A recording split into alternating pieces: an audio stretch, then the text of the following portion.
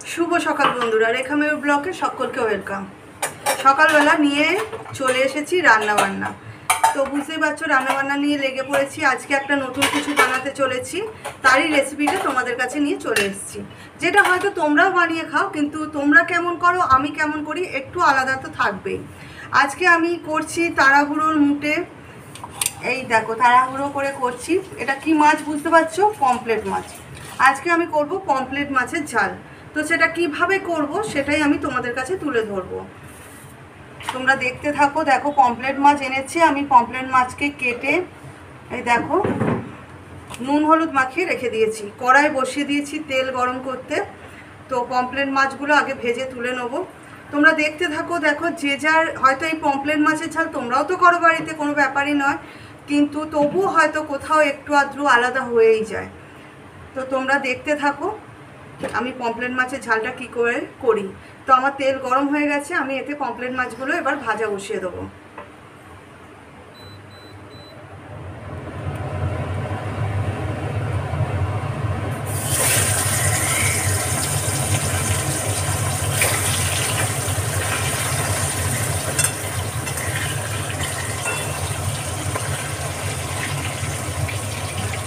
চলো আগে পমফ্রেট মাছটা আমি ভেজে নিই।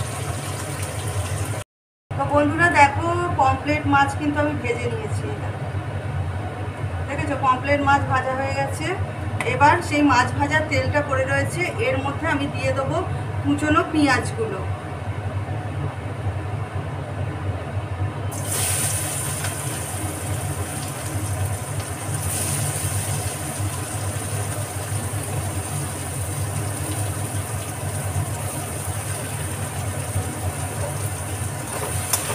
এই কুচনো পেঁয়াজগুলো না খুব ভালো করে লাল লাল করে ভেজে নিতে হবে।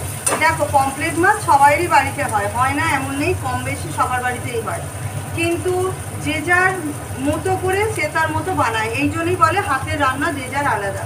তো আমি কিভাবে বানাই সেটাই আমি তুলে ধরছি। পমফ্রেট মাছ অনেক রকমভাবে বানানো যায়, কিন্তু আমি তাড়াহুড়ো করে বানাচ্ছি, কেননা আমার তাড়াহুড়ো আছে যাতে শর্টকাটে যতটা তাড়াতাড়ি করা যায়।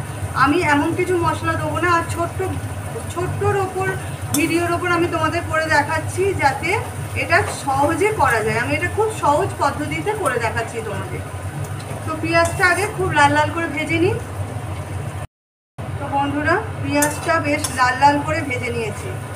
এবারে আমি কী কী দেবো? আমি মাছের ঝালে টমেটো দিই, কিন্তু টমেটো আমি সব মাছের ঝালেই দিই, কিন্তু আমি পমফ্রেট মাছের ঝালে কোনো টমেটো দেবো না।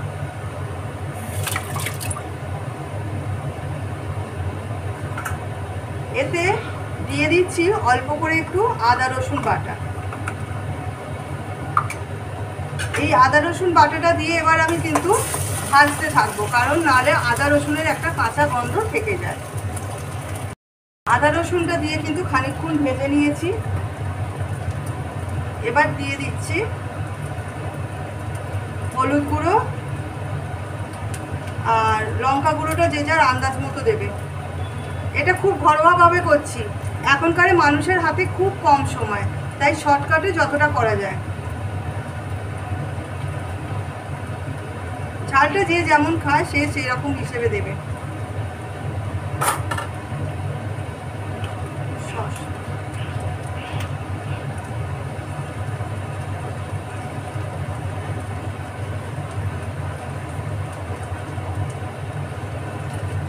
দিয়ে দিচ্ছি লবণ।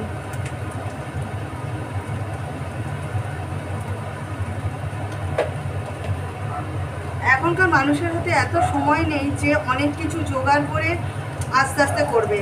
যাদের অনেক কাজে ব্যস্ত থাকে তাদেরকে সহজে অল্প চিনি দিচ্ছি। সহজে করার জন্য এই রকমভাবে তোমরা পমফ্রেট মাছের ঝালটা করে খেতে পারো। চলো এবার মশলাটা কষাতে থাকবো।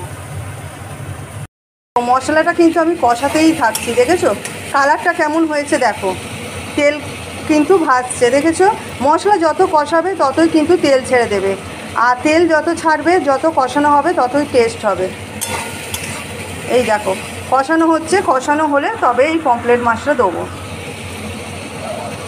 দেখো মাছগুলো মশলাটা কষিয়ে একটু জল দিয়ে দিয়েছি, দিয়ে কিন্তু আমি মাছগুলো ওপর দিয়ে দিলাম। এবার এটা একটু খানিকক্ষণ ফোটাবো। ক্রমশ টকবক করে ফুটছে, দেখেছো? একটু কাই হয়ে গেলেই নামিয়ে দেবো। বন্ধুরা দেখো, পমফ্রেট মাছের ঝাল কিন্তু একদম রেডি। জানি না তোমাদের কেমন লাগলো। খুব শর্টকাটে কম সময়ের ওপর দেখালাম। পমফ্রেট মাছের অনেক কিছু রেসিপি হয়, এটা হচ্ছে যাদের তাড়াহুড়ো থাকে, হাতে খুব কম সময় অথচ পমফ্রেট মাছ করে খেতে চাও, তারা এইভাবে করে খেতে পারো। যদি ভালো লেগে থাকে একটা লাইক কমেন্ট করো।